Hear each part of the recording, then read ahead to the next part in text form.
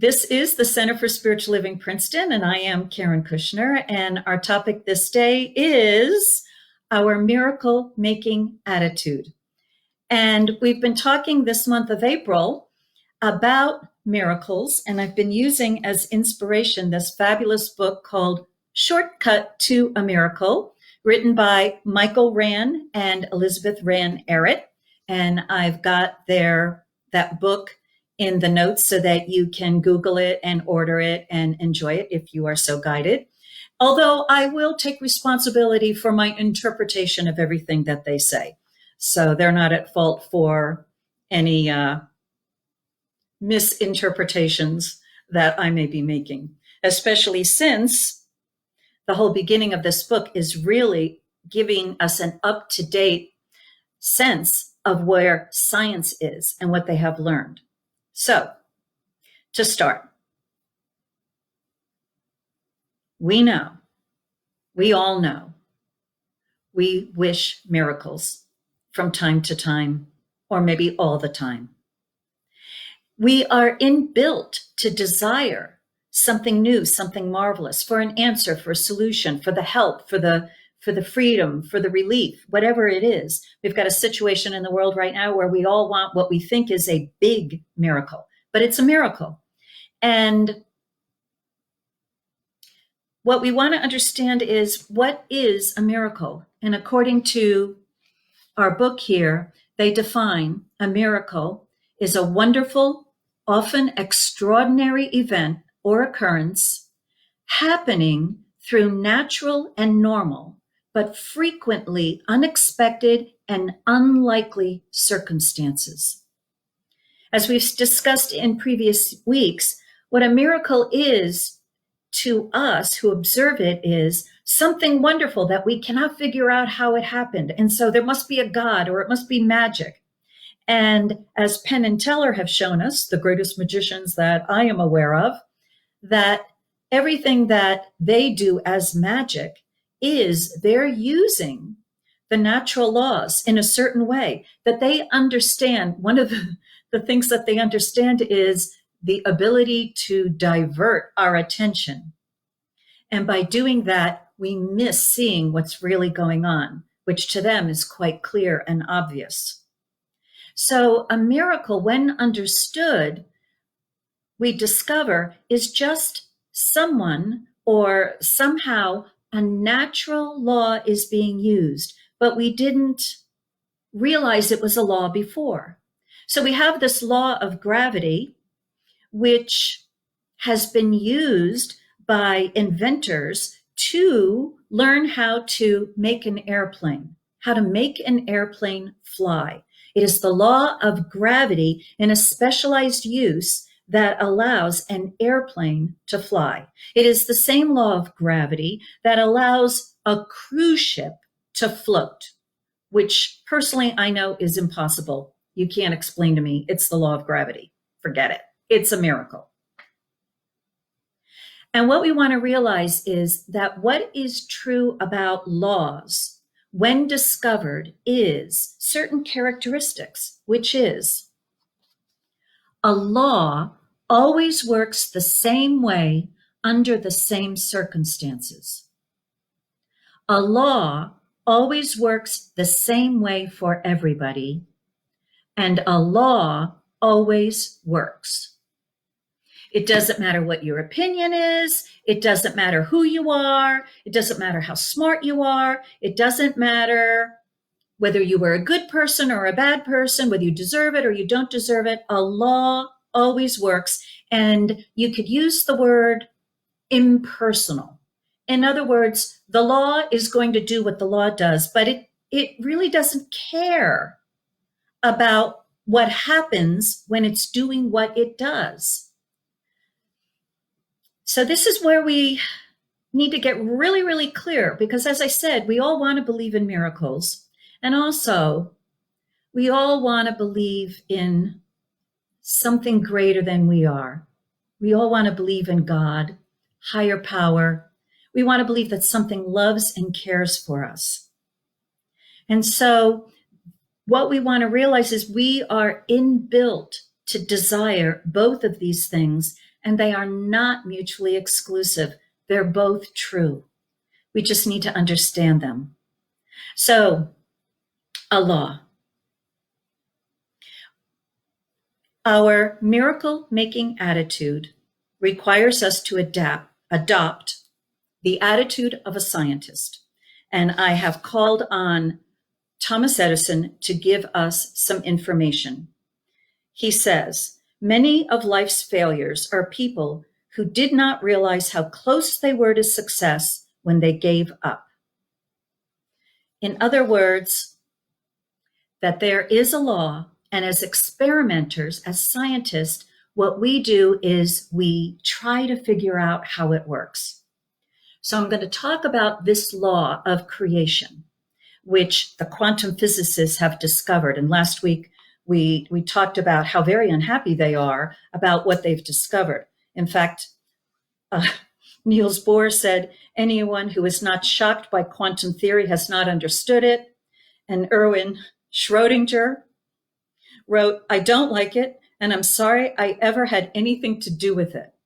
So they discovered quantum law, and what they discovered is that our universe, which we're so used to thinking of as very materialistic and deterministic, according to what Isaac Newton discovered, there's certain laws, and it's like we've just wound up the universe and it's just working its thing out. The quantum physicists have discovered, much to their dismay, that this universe is affected by our interaction with it. In other words, the scientist who is setting up the experiment affects the experiment results. Now that they don't like. In other words, we've got our wonderful physicist from Princeton, John Wheeler, who says, may the universe in some strange way be brought into being by the participation of those who participate. The vital act is the act of participation. Participator is the incontrovertible new concept given by quantum mechanics. So instead of thinking of ourselves as an observer of life and what's going on, we are given this new idea of a material, physical, invisible law that how we look at things is how we participate in creating what's going on. So a law, this new law is our participation is important. How we think is important. And so the attitude that we adopt in using this law that we're going to experiment with this week, I hope you all do, is very important. So let's get clear about what the attitude that is not going to help is. So I'm going to use the law of gravity. And I have here a piece of cloth. I use it to clean my eyeglass lenses. I want this piece of cloth to stay right here, right where it is. Let me see, right there. Stay right there. Okay, stay. It didn't stay. So the law of gravity has caused this piece of cloth to drop. I don't like it. I want this piece of cloth to stay. So let me try it again. Let me use willpower. Stay, stay, stay. That didn't work.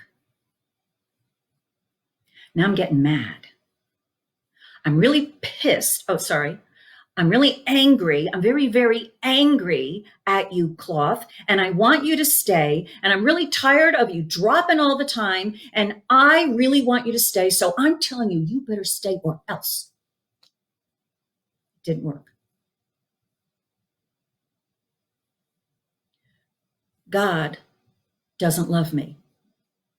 God is doing this thing to this cloth, even though God knows how hard I've tried. And so God, for heaven's sakes, please, God, make this cloth stay. I'm a good person. I am a good person. You know, I'm a good person. I've tried my best. I've done like a gazillion prayers to have this cloth stay. And please, please, God, make it stay. I call upon you, heavens, and all that is good and all that is true. And if there is a God, God, please, please prove to me you are a God and make it stay. Well, it wasn't meant to be. Or how about this? God, I promise that if you keep this cloth up there, I am going to forgive that list of people that I have to forgive. And I'm going to be a better person, and I'm going to eat right, and I will exercise every day. And I won't criticize anything anymore. And I'm really going to do good deeds, and I'll tithe, and I'll wear my mask when I go out, and I won't go out. I promise. I really, really, really, really, really promise. Okay. So if you just do this one little thing for me, God, then I absolutely will be a better person the way you really mean. I'll really listen to your inner guidance. I'll do everything. Okay, God. All right. Okay. Please, God, please. I promise. I promise. All right.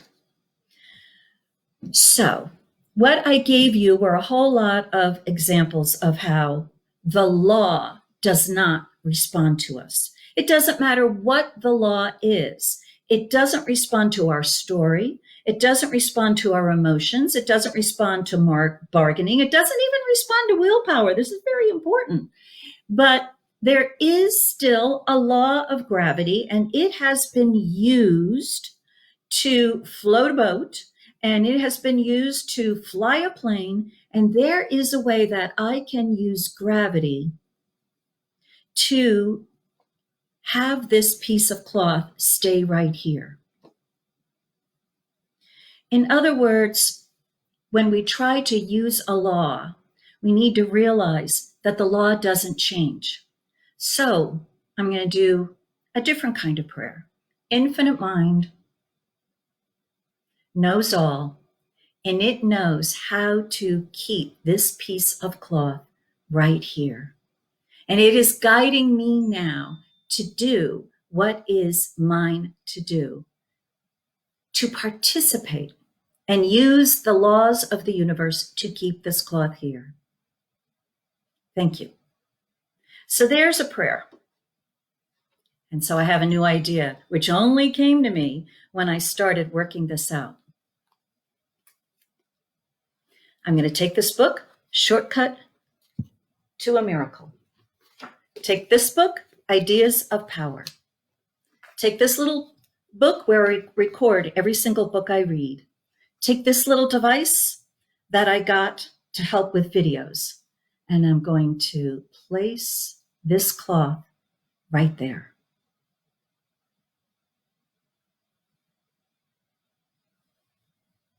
A miracle. I did it. So one of the things that we need to understand about laws is laws work the way they work. They don't work the way we want them to work. They don't work the way that we think that they should work. They don't work the way that we hope and we pray and we desire them to work. They work the way that they work. I've been hearing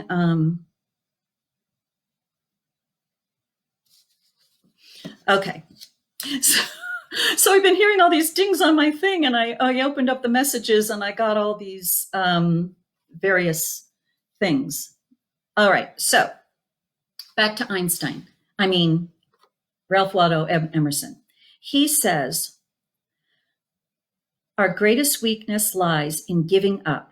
The most certain way to success is always to try just one more time. And also, he says, just because something doesn't do what you planned it to do doesn't mean it's useless.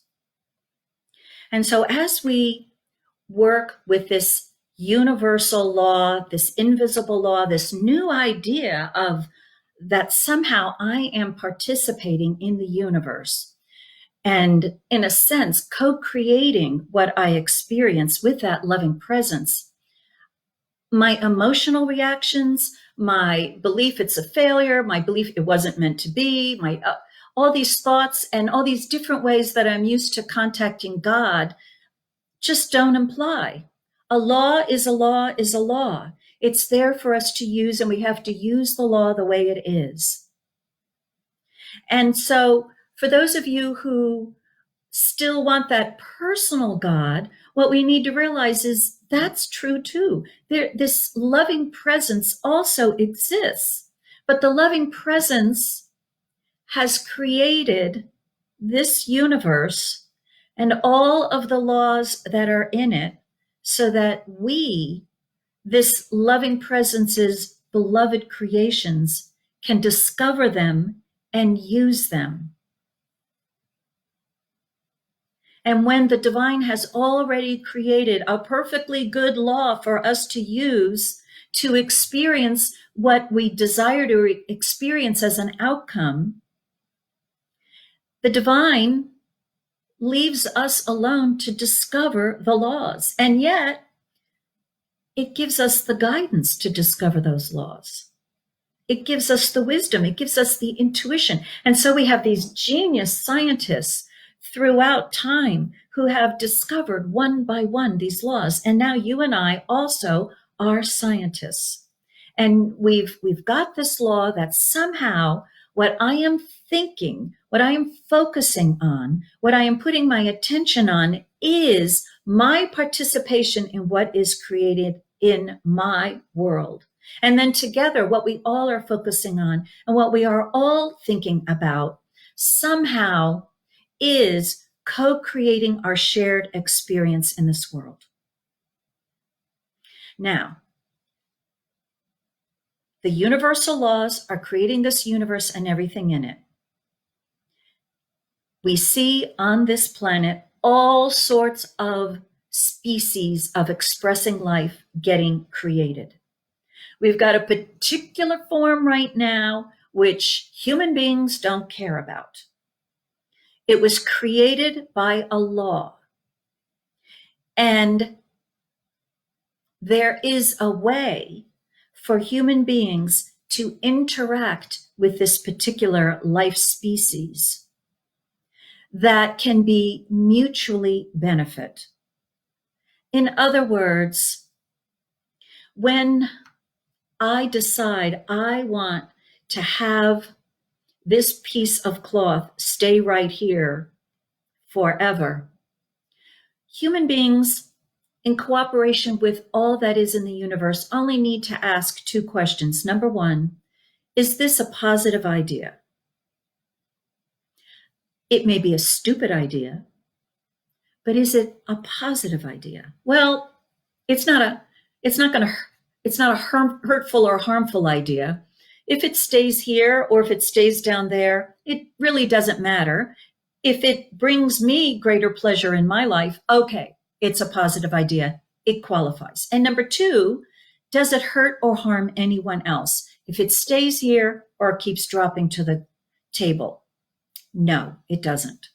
So, right now here in our world, we desire to be able to be on this planet in harmony, in health, with all organisms, with all life's expressions, including that which I shall not name. And so there is a law that can be used that can bring that experience to each and every one of us. Personally, I don't know the laws of physics and science and chemistry that the scientists are using to discover that harmonious interaction that we can have with this particular life expression. But I know that they know what they're doing and that they are using these laws of science to come up with a solution, an answer that is what? Positive, because it is more harmonious for we human beings and for that which shall not be named by me. More harmonious, more health, more vitality, more freedom in all of us living.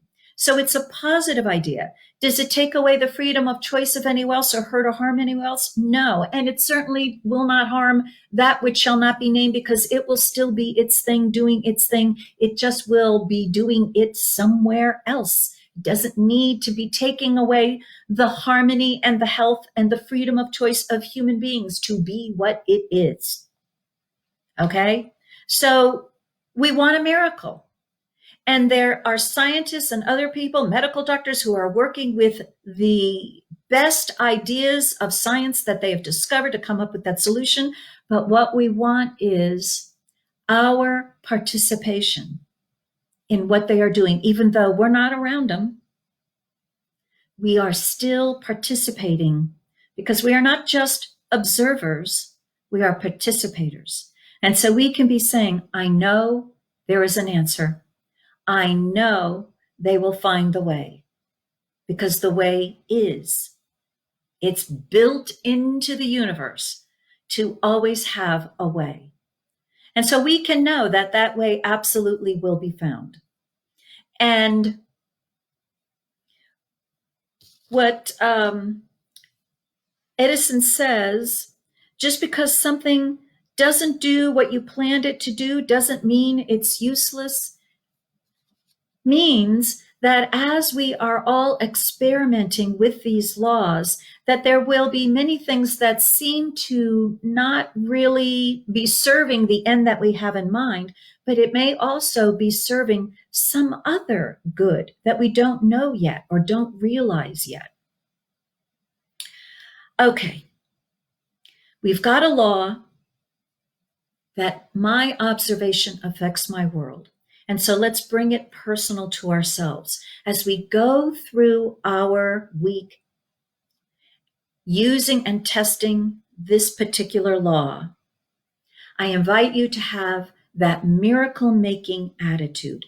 In other words, instead of saying, it'll never happen, instead of saying no to that which your heart desires, open up your attitude to a maybe, or to a we'll see, or who knows, or there's a lot of life to live between now and then, and who knows what might happen. Who knows what miracles may occur. We discover the results as they happen. And so the best miracle-making attitude that I can come up with is that belief in a law that is using my thought and creating more and more good for me as I believe, as I think, as I contemplate, as I focus my attention on there is a way, there is a solution, right? We've got Thomas Edison, who said, hey, you failed 10,000 times with your experiments. And we all know what he said, right? But he said, I have not failed. He said this before he discovered the solution. He said, I have not failed. I've just found 10,000 ways that don't work. That's the miracle-making attitude. So we don't take no for an answer. I didn't take no for an answer. There was a solution. It was a stupid solution. Well, actually, it was an intelligent solution. It probably wasn't the best solution. It probably wasn't a workable solution. I mean, maybe if I got some like plexiglass, I could create something invisible and, who knows what could come from it. But I'm at stay at home right now. I got what I got. But there is a way. And so what we want to do is realize that we don't have to say, I failed. The answer is no. We don't have to say it. Other people may say it. The reporters may say it, but you don't have to say it. And since the law is that we are participators in what gets created, if we say, I failed, that law of creation creates the failure for us. And if we say, I have not yet found the solution, but there is one, then the door stays open for the law to continue to create that good for us that we desire. So the miracle-making attitude is Never say never. Never be the one who gives the negative verdict in your life. How it unfolds, unfortunately for us, it's not our business. How it unfolds, how it happens, that's in the domain of the law. And by trying to control how it happens, we often get very, very tripped up. If Thomas Edison was trying to continue making the light bulb work the way he wanted it to work, he would never have found the solution. He was trying to find the divine solution, the solution that was already there. So when we are going for a miracle, what we're doing is we're not trying to create something out of the blue. We're trying to listen to that divine presence, show us and guide us the way, and add to our mental calculations and figuring out and experiments that little dose of grace. I talked at the beginning that we all want to believe in a loving God. And by getting angry at God because God's laws that God created aren't working the way that we would like them to work is not useful. We have a personal loving God who is there saying to us, I created a law, use it. And when we pray, we've got two different ways we can pray. One way I call spiritual mind treatment, and I'm going to be doing one at the end, is directing the law. I'm saying there is an intelligence in the universe, there is a God, there is a way, and I am directing that law to create the fulfillment of every desire within each one's heart right now. Produce for each one what seems to have been a miracle, but is merely the intelligent operation of a divine, universal law. That's one way to pray. And there's another one where we listen to that loving presence. And here is where we have some leeway to plead, to ask forgiveness, to tell our story. God, what I have done with my life. I am so sorry. Help me. Help me be better, a better me. Forgive me. Help me be free. Show me the way. Give me the inspiration. Thank you. So we've got a good and loving God that we talk to, a friend, a companion, a miracle maker. And we have a law that God made, God's laws, that we can direct and we can use as easily as we can use gravity. And so we have a full and complete relationship with that which is divine. And so I want to read to you from this little book, 365 Science of Mind, written, it's a compilation of prayers and inspiration that Dr. Ernest Holmes had way back when. And on today's date, April 26, he wrote this: prayer, spiritual mind treatment. All nature shows a divine relatedness. I have but to contemplate the blade of grass, the growing leaf, or the solar system to see that he who has created me has shaped and arranged all things to prosper and to exist in harmony. The spirit knows only harmony, and a similar harmony now exists in my world. My thinking, in accord with the good of God and acted upon by his creative activity, can displace nothing that is good and cannot subtract from the good of anyone. If there seems to be a difference of opinion or a conflict of human will, I turn to divine wisdom. Here I find the answer that awaits me. It becomes clear to me how I may further the good of others and be free to accept my own good. I give up all impatience. I am in accord with divine activity and experience a perfect state of progress that cannot interfere with anyone else. I lay aside selfishness and fear. I know that the loving and bestowing Spirit gives of itself to me and to all others. There is no scarcity of good. My blessings are abundant, and by sharing them, I add unto myself. With serenity, joy, and love, I now understand the true meaning of happiness. I see that no pain or sacrifice is entailed. There is only God's wisdom bringing peace to all. I am happy, and my world is made glad. Now there's a prayer.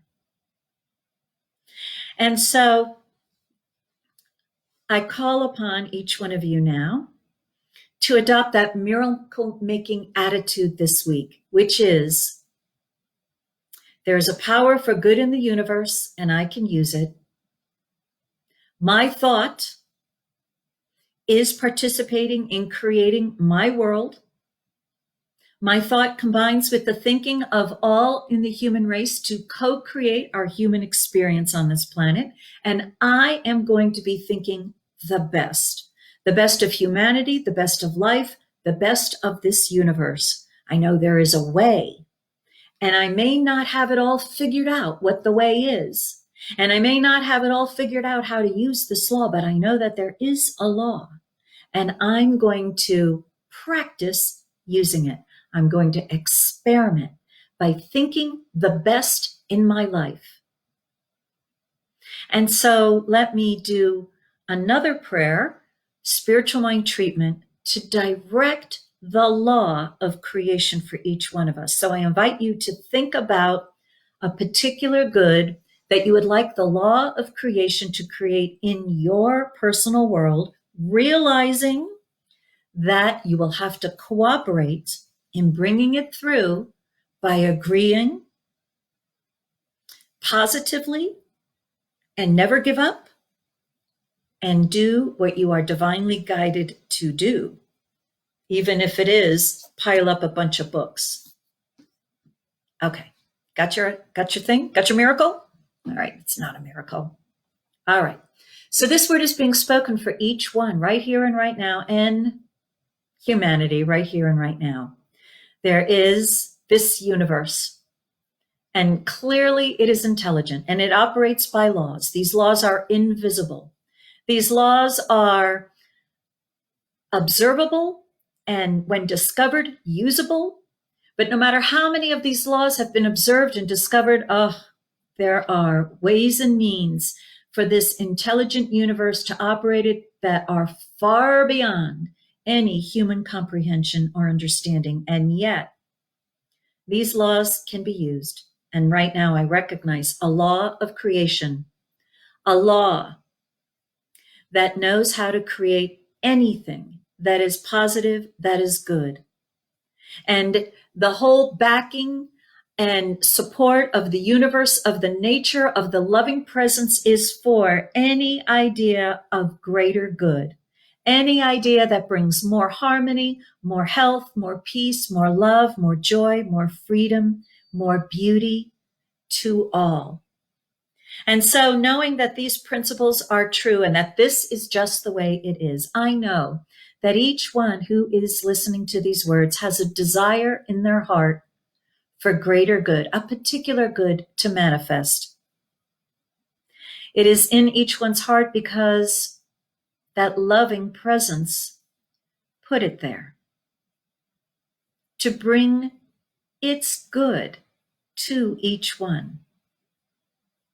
And so each one relaxes now and lets go of the ways and the means this good has to happen.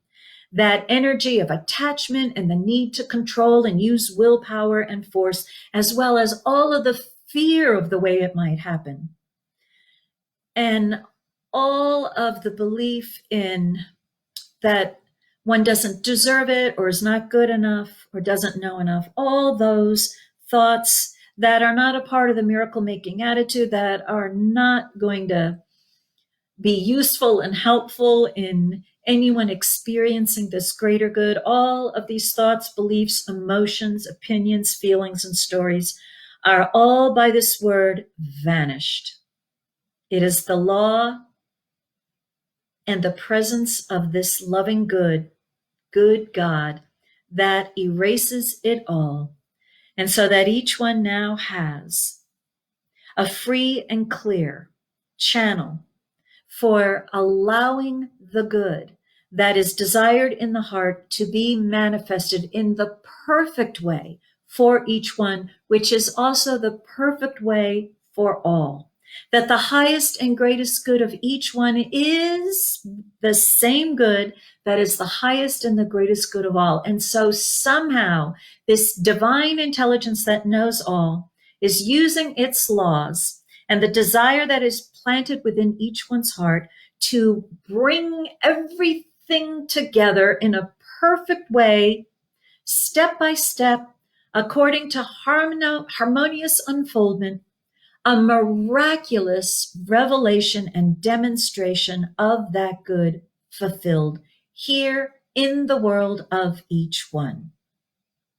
And each one is able to look upon that which is demonstrated and say, it is a miracle, naturally caused by a law, and it all is the way it is because there is a loving presence in this universe that has created this universe that does care about me.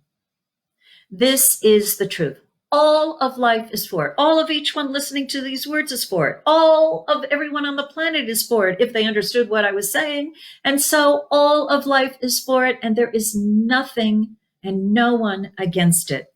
And so heaven opens up its doors and pours forth its miracles to each and every one in harmonious, intelligent, healthy, happy, beautiful, wonderful, amazing ways. I am grateful this is the truth. So I now release this word to God's law to take care of it all. It is all done. Whew, I'm glad it's done. And so I'm done, it's done, and so it is. So there it is. Keep your miracle-making attitude, open-mindedness this week, and just say whatever works for you to keep it open. But don't say never. Just say, yeah, we'll see. Okay? And let me know how it's going. Thank you very much for watching.